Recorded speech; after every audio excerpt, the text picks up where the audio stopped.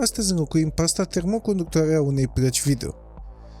Procesul este similar pentru majoritatea modelelor, de cel mai multe ori diferența constă doar în dimensiunea șuruburilor sau în tipul mufelor pentru ventilatoare și iluminare.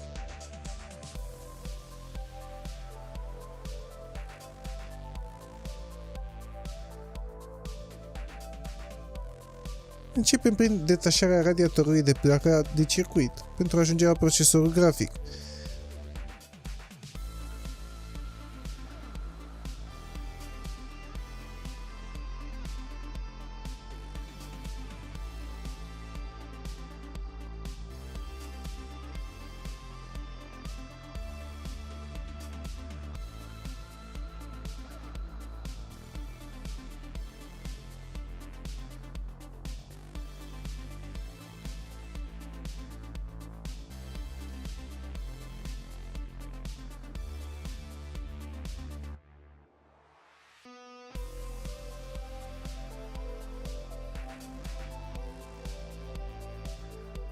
Odată desfăcută placa, ștergem bine procesorul cu un șervețel și alcool izopropiu până când suprafața rămâne curată și fără resturi de pastă termoconductoare.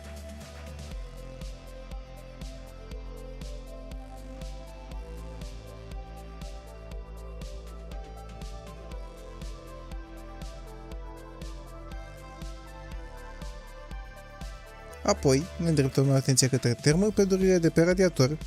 În cazul de față am folosit un cutter pentru a tăia pedurile la dimensiunea celor vechi și le-am înrocuit pe rând.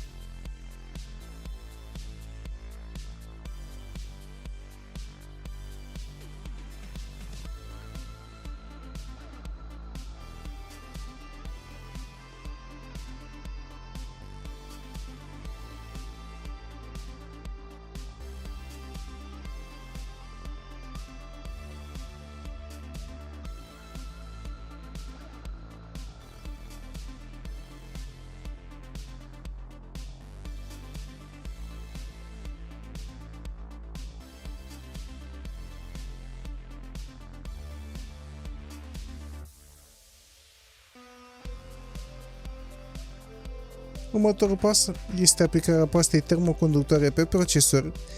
Din păcate, cadrul în care făceam acest lucru s-a corupt, dar este foarte important să nu uitați acest pas înainte de reasamblare. Se aplică un strat subțire și uniform pe toată suprafața chipului.